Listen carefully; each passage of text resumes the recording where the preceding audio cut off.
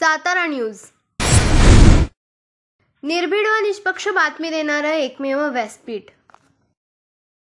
देऊर येथील ग्रामपंचायत व सरपंच ग्रामसेवक यांच्या आडमुठ्या भूमिकेबाबत कोणतीही कारवाई न झाल्यामुळे व मागण्या मान्य न झाल्यामुळे तसेच दिलेली 5 दिवसांची मुदत संपली असल्यामुळे संबंधित सरपंच व ग्रामसेवक यांच्या विरोधामध्ये शेतकरी व ग्रामस्थ यांना घेऊन रयत स्वाभिमानी संघटनेच्या पदाधिकाऱ्यांनी आजपासून बेमुदत आमरण उपोषणास सुरुवात केलेली आहे।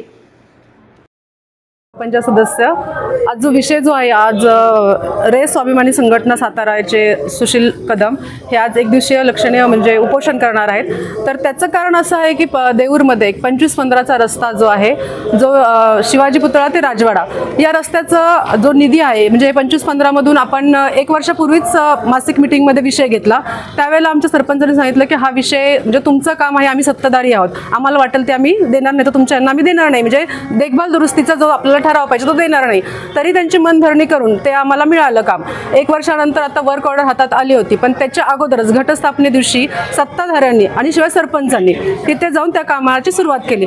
पण जर वर्क ऑर्डर आपल्याकडे आहे, 25-15चा निधी आपल्याकडे आहे, तर तो निधी असताना तर दुसरा कोणी रस्ता कसा करू शकेल? आज जर तुम्हाला करायचंच असेल 4 नंबर वार्डमध्ये, तर तुम्ही दुसराही रस्ता करू शकता। आणि विद्यमान लोकनियुक्त आमदारांच्या सांगण्यावरून असं सांगितलं गेलं की गावाला 5 कोटी आलेले आहेत, आम्ही वाटेल तिकडे रस्ता करेन। पण जर लोकशाही असेल, जर सगळंच असेल, तर मग असा रस्ता कोणी कसा करू शकतो? अख्खा गाव पडलेला आहे, गावामध्ये रस्ता नाही। तुम्ही आज देऊर गावच्या हाल जर पाहिले तर एवढा निधी, म्हणजे मी सांगते आत्ताचा जो 15 निधी जो आहे 1 करोडनं पडलेला आहे, तो रस्ता कुठलाच होत नाही। कारण फक्त काम काय चाललंय, सत्ताधाऱ्यांचं मनमानीचं काम चाललेलं आहे। आणि जर हे काम त्यांना करायचं असेल तर त्यांनी 4 नंबर वार्डमध्ये दुसरीकडे कुठेही करावं। आणि शिवाय ज्या दिवशी त्यांनी उद्घाटन केलं त्याच्या आम्हाला तिन्ही सदस्यांना, 4 नंबर वार्डमधल्या तिन्ही सदस्यांना आम्हाला कल्पना न देता हे काम चालू केलेलं आहे। तर मग आम्ही वार्डचे सदस्य असून आमची जी लोकनियुक्ती केलेली आहे त्याचा आमचा उपयोग काय? जर आम्हाला तिथेच आम्हाला कुठलीच माहिती मिळत नसेल तर हे कसं चालेल? मग 4 नंबर वार्डचा किंवा कुठल्याही सदस्यांचा उपयोग काहीच होत नाही। तर आत्ता जे एक दिवसीय जे उपोषण आलं त्याचा माझा पूर्ण पाठिंबा आहे। जर या उपोषणाने सुद्धा जर काम झालं नाही तर मी महिलांना घेऊन यांच्या उपोषणाला पूर्ण पाठिंबा देणार आहे। धन्यवाद। नमस्कार, मी केशव देशमुख, राहणार देऊरमधला एक ग्रामस्थ आणि सोसायटीचा सदस्य। आता आपण बघितलं की कदम साहेबांनी सांगितलं ज्या प्रकारे गावात जे काम चाललं आहे ते कशा चुकीच्या पद्धतीने चाललेलं आहे की 25-15चा जो रस्ता मान्य झाला होता त्याच रस्त्यावरती काही लोकांनी आमदार साहेबांना भेटले। आमदार साहेबांना भेटल्यानंतर त्यांनी स्वतः आमदारांनी सांगितलं की रस्ता तो उद्या सकाळी चालू करा। आमदारांना किंवा ग्रामस्थांना, ग्रामसेवकांना, सरपंचाला हे सगळं माहिती होतं की 25-15चं पत्र त्यांनी ऑक्टोबर 2022ला ग्रामसेवकांनी स्वतः ते पत्र दिलं। ते जर 2022ला पत्र दिलं असेल तर 2023ला 1 वर्षानंतर ते काम कसं सुरू करू शकतात?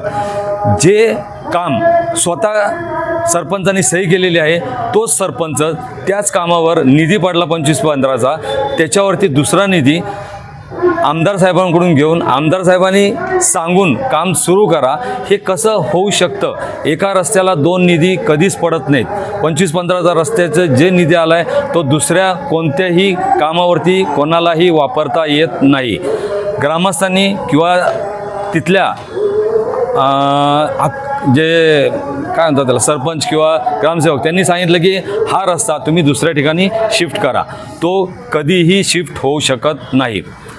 त्यानंतर जर आमदार साहेबांनी सांगितलं की काम सुरू करायचं आहे, यांनी काम सुरू केलं, काम कोणत्या बेसवर सुरू केलं? त्यांच्याकडे कोणत्याही प्रकारचं पत्र नसताना, कोणत्याही प्रकारची वर्क ऑर्डर नसताना त्यांनी ते काम सुरू केलं आहे। हे सुरू करत असताना ज्यावेळेला ग्रामस्थांनी त्यांना विचारलं तर ते म्हटले की तुम्ही काम बंद पाडत आहात, असा ग्रामस्थांवरती एक त्यांनी आरोप लावला। हे सांगितलं नाही की आमच्याकडे वर्क ऑर्डर नाही आहे, पण आरोप कोणावर लावला? ग्रामस्थांवरती। म्हणजे सांगायचं काय की शासन जर लक्ष देते, कलेक्टर साहेबांची जर ऑर्डर असेल किंवा तुमच्याकडं मान्यता असेल, त्यानंतरसुद्धा मान्यता नसणाऱ्यांनी काम करणं हे कितपत योग्य आहे? ग्रामस्थांनी विचारल्यानंतर त्यांना कोणत्याही प्रकारचं व्यवस्थित पत्र दिलं जात नाही आहे किंवा कोणत्याही प्रकारचं त्यांना सांगण्यात येत नाही आहे, ते जर तिथं गेले तर ते सरळ म्हणतात आम्हाला जे करायचं आहे ते आम्ही करणार, तुम्ही आम्हाला विचारणार कोण. मग हे सगळं जर होत असेल मग आपल्यासारख्या ग्रामस्थांचा तिथं गरज काय आहे. जर हे फक्त जर आमदारांकडून किंवा स्थानिक नेत्यांकडून जर अशीच कामं होत असतील तर ग्रामसेवक सरपंच यांची गावाला गरज नाही वाटत आहे. त्यामुळे हे सगळ्या अधिकाऱ्यांनी, म्हणजे मला सगळ्यांचंच नाव घेऊ इच्छितो मी, कलेक्टर, प्रांत, तहसीलदार, हे ज्या वेळेला पत्र देतात आणि त्यानंतर PWD डिपार्टमेंट त्यांना जरी विचारलं आपण तर ते म्हणतात तुमच्या गावाचा विषय आहे, तुम्ही सॉल्व करा. जर का तुम्ही पत्र दिलेलं आहे PWDने तर हे PWDचं पण तेवढीच जबाबदारी आहे की त्यांनी ते येऊन बघणं गरजेचं आहे की ते काम ज्या हेडखाली, ज्या फंडखाली पडलेलं आहे ते बरोबर पडतंय का नाही. 5%, 10%, 15% घेऊन ती कामं खरंच त्याच निधी त्याच रस्त्यावर पडतोय का नाही. फक्त हा रस्त्याचा विषय नाही आहे, हा फक्त देऊरचा विषय नाही आहे. देऊरच्या आसपासमधल्या 5 ते 6 गावांमध्ये बिचुकले झालं, तळीये झालं, प्रत्येक गावामध्ये कामं चालू आहेत. पण कशी चालू आहेत. वर्क ऑर्डर नाही आहे, काम सुरू आहे. वर्क ऑर्डर नाही आहे, काम सुरू आहे. काम कसं सुरू आहे. आमदारांचं नाव घेत आहेत. आता जे आमदार आहेत ते खरंच त्यांची जी काय म्हणतो आपण त्यांना कार्यकर्ते आहेत ते खरंच आमदारांचं नाव पुढं ढकलून आमदार खरं बोललेत का खोटं बोललेत का आहेत ते आमदार, त्यांच्याबद्दल त्यांचं नाव खराब करण्यासाठी आमदारांचं नाव घेऊन जर असे कामं करत असतील तर माझी विनंती आहे की आमदारांनी सुद्धा लक्ष द्यावं की आपले कार्यकर्ते खरं बोलत आहेत की खोटं बोलत आहेत हे बघणं फार फार गरजेचं आहे. शेवटचं एक वाक्य सांगेन मी फक्त की सगळ्या गावांना त्रास होतो आहे. कलेक्टरपासून ते खालपर्यंत जेवढे काही अधिकारी आहेत त्यांनी प्रत्येक गोष्टीची CO यांनीसुद्धा पाहणी करत नाहीत आणि डायरेक्ट रिकमेंडेशन होतं की हे करायचं आहे ते करायचं आहे.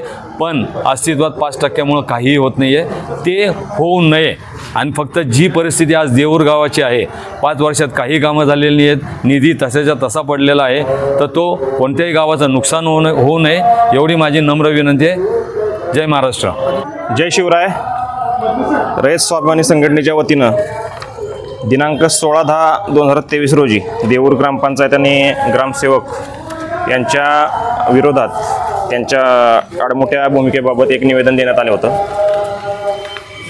देऊर गावातील ननवरे वस्ती ते मारुती मंदिर असा एक रस्ता आहे, पानंद रस्ता. त्या रस्त्यासाठी निधी आला होता, परंतु ग्रामपंचायत वर्षभर पाठपुरावा करून सुद्धा पत्रांची पूर्तता करत नव्हती.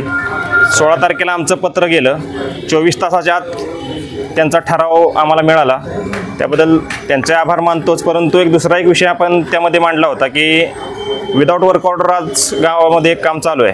शिवाजी पुतळा ते वॉर्ड क्रमांक 4मध्ये शिवाजी पुतळा ते राजवाडा असं, आणि वॉर्ड क्रमांक 1मध्ये सुद्धा अशाच पद्धतीनं विदाऊट वर्क ऑर्डर काम चालू आहे, ज्याची वर्क ऑर्डर 25/15ची 28 ऑगस्ट 2023 रोजी आली होती. ती वर्क ऑर्डर न जुमानता 25/15 तुम्ही दुसरीकडे ट्रान्सफर करा असं सांगून परस्पर काम चालू करण्यात आले. त्याच्यामध्ये सरपंच स्वतः उभं राहून काम करून घेत आहेत असं निदर्शनास आलेलं आहे. तर त्या बाबतीत आम्ही उपोषणाला आत्ता एक दिवसीय लाक्षणिक उपोषणाला आत्ता बसत आहोत.